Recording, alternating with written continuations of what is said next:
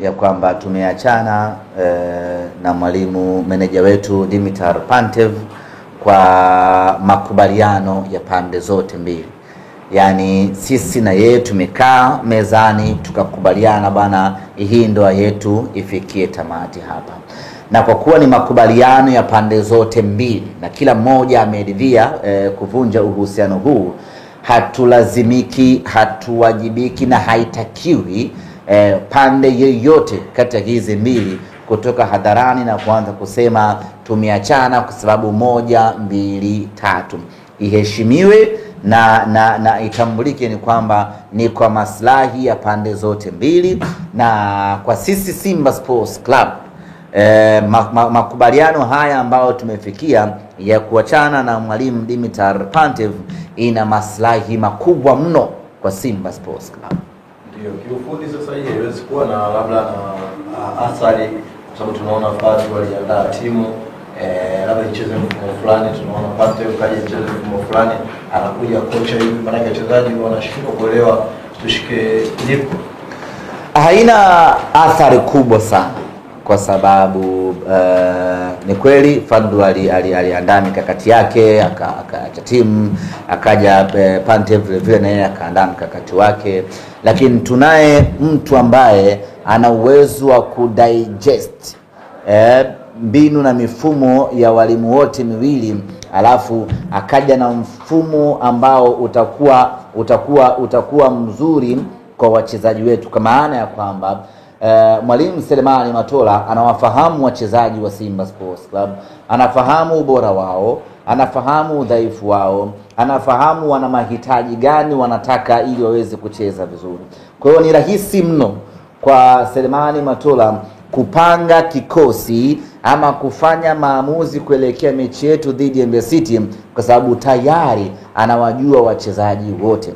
Amekaa nao pre-season, amekuwa nao wengine tangu misimu iliyopita, na hata hawa wapya ameshakaa nao muda wa kutosha. Kwa hiyo mwalimu Matola anajua kwa aina wachezaji niliokuwa nao naweza nikawapanga kwa namna gani Simba ipate matokeo. Kwa hiyo ingekuwa pengine mwalimu anayekuja ni mpya kabisa, tungeweza kusema hapa kutakuwa kuna changamoto ya kiufundi.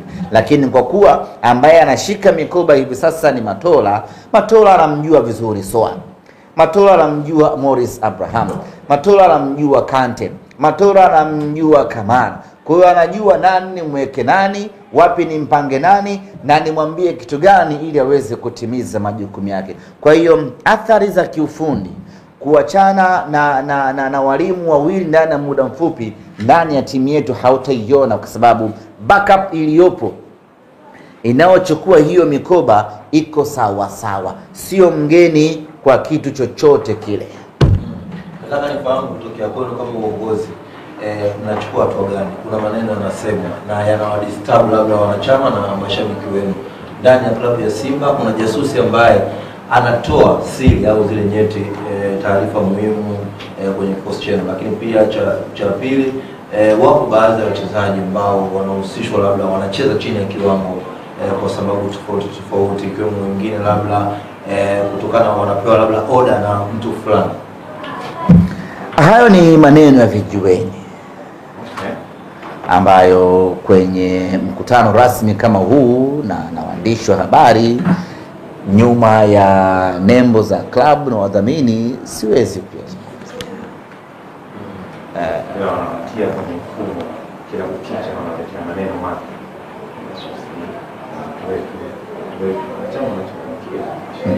Anachanganyikiwa, atakuwa alichanganyikiwa zamani tu. Ila mwana Simba thabiti hawezi kuchanganyikiwa na vitu vya kitoto kama hivi. Ni vitu vya kitoto. Vya kitoto. Mtu kama hawezi kuchanganyikiwa na vitu vya hovyo vya watu wajinga. Hata kidogo. Unajua inategemea kitu nani kazungumza. Yani unaweza ukakichukulia kitu uzito nani kazungumza.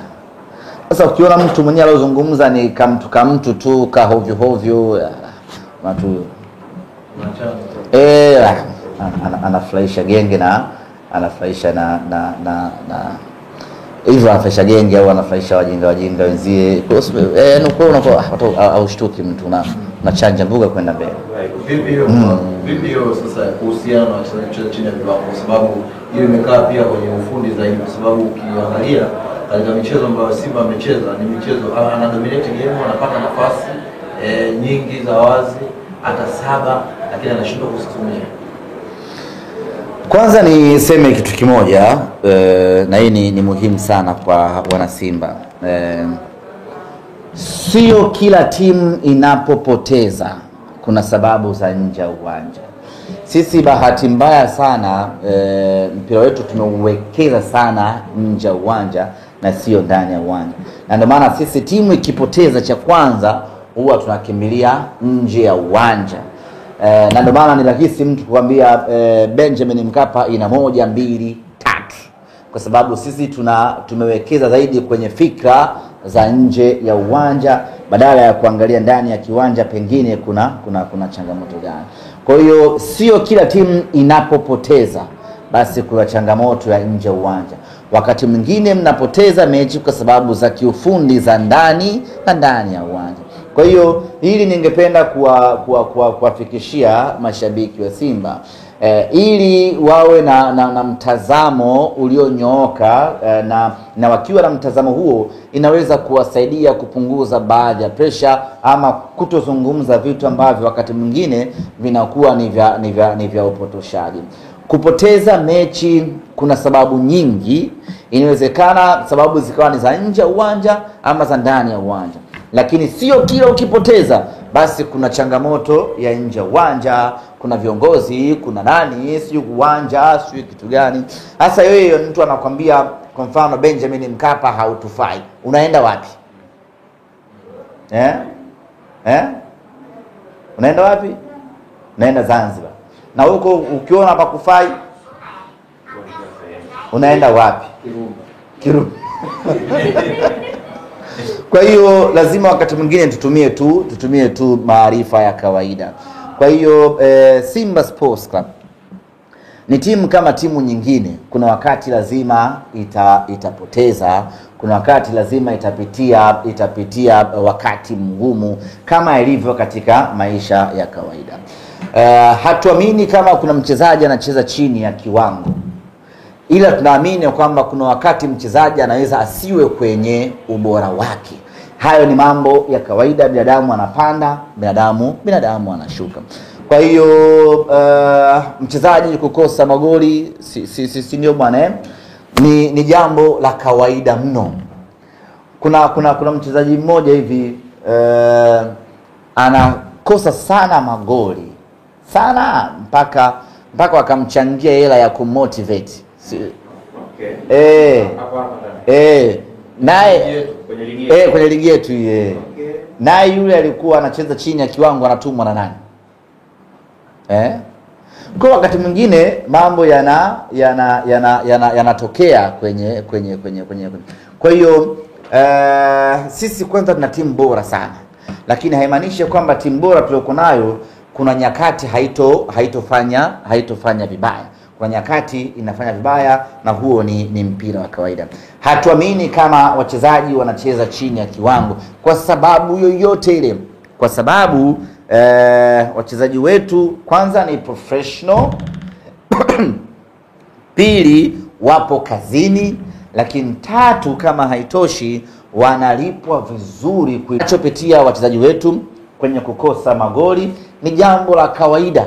Cha kufanya sasa sisi mashabiki wa Simba ni kuwatia moyo wachezaji wetu, ni kuendelea kuwaunga mkono na kuwapa nguvu, ni kuendelea kuwaamini na kuwakumbusha kuwa makini uwanjani ili warejee kwenye ubora wao kwa maslahi ya Simba Sports Club. Kufanyaje? Swali nyingine.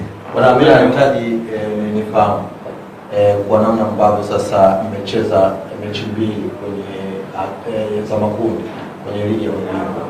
Ukiangalia Simba Sports Club ina nafasi ya kufanya namna ambavyo inafanyaga, kwa maana kufika robo finali. Yaani kweli tumepoteza mechi mbili kwenye michuano ya kimataifa. Imeshtua kidogo, lakini si jambo jipya kwenye maisha ya Simba Sports Club. Sababu ya kusema sio jambo jipya, watu tusi